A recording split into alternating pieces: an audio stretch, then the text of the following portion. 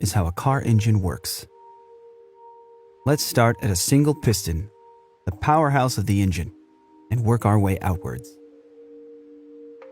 The four-stroke cycle. When a piston travels to the end of its range, whether up or down, that's a stroke. Car engines use a four-stroke cycle, and it goes like this. First, intake. The piston descends, sucking an air-fuel mixture into the cylinder through the intake port, with both intake valves open. Next, compression. With all valves closed, the piston comes back up, compressing the fuel and air mixture for more powerful combustion. Then, the power stroke. An electrical spark ignites the compressed fuel and air mixture, and the resulting combustion forces the piston to the bottom of the cylinder again. A connecting rod transfers this power to the crankshaft. Finally, exhaust. The piston comes back up, pushing the spent mixture out through open exhaust valves and the exhaust port, connecting multiple pistons. For smooth power delivery, pistons take turns firing. The firing order for this engine is 1, 3, 4, 2. Camshafts with specially shaped cams push spring-loaded valves open in turn. Cam gears and a timing belt or chain links everything to the crankshaft, and it all spins together. The crankshaft translates piston power out of the engine. It has counterweights to balance against the pistons for perfectly smooth revolutions. This is what RPM means. We're counting the number of full crankshaft revolutions per minute. The engine block holds the crankshaft and cylinders, and the cylinder head holds valves, ports, cams, etc. A geared flywheel sits at one side of the crankshaft for connection to a transmission. It's also where the starter connects to the system. This engine has 4 cylinders arranged in a single row, but there are many other possible configurations, like 6 cylinders with 3 on each side, angled in a V shape, or 8.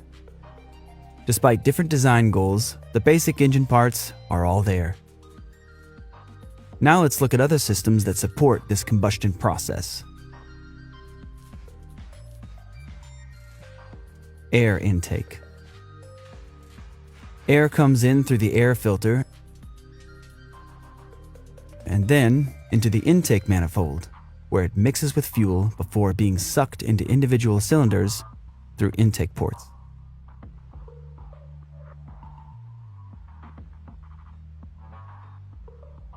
Fuel.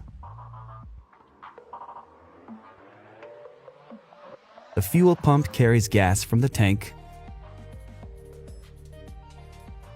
through a fuel filter to the engine, where fuel injectors emit a precisely timed spray of gas into the intake port.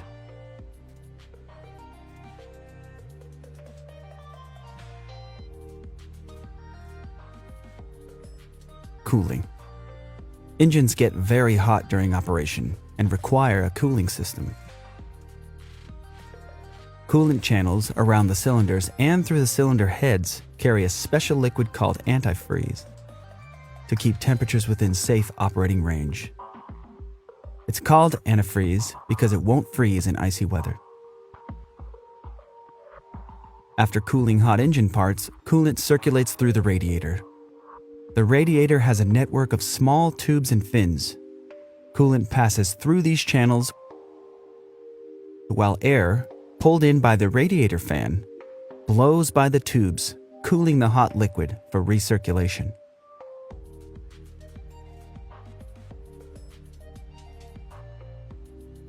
A water pump keeps the coolant system flowing and properly pressurized. The thermostat regulates coolant temperature by either routing coolant back through the engine or to the radiator for further cooling. Electrical. The spark plug delivers the electrical spark that ignites the fuel-air mixture for combustion. The metal core is insulated from the outer metal casing with porcelain. The spark jumps between these conductive surfaces.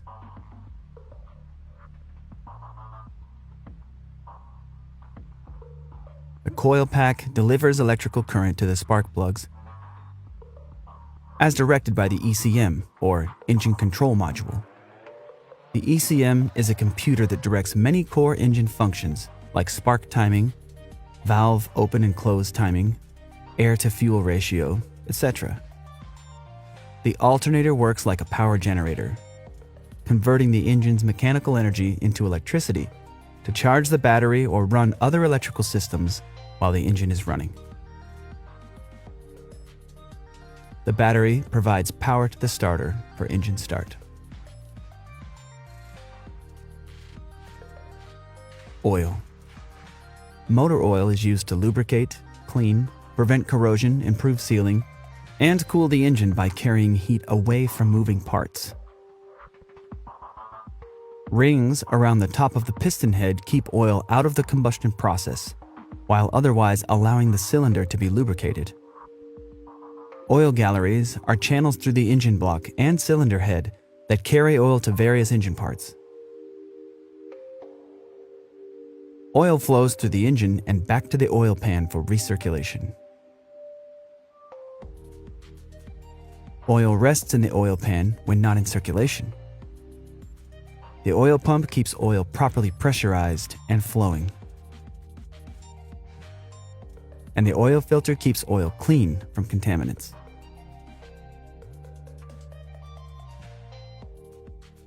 Exhaust.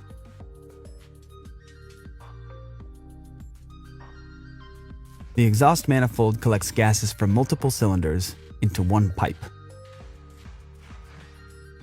Exhaust flows through the catalytic converter, which captures toxic chemicals in engine exhaust, and then out through a muffler that reduces exhaust noise. And finally, here's the full functioning engine with all the basic systems we've discussed.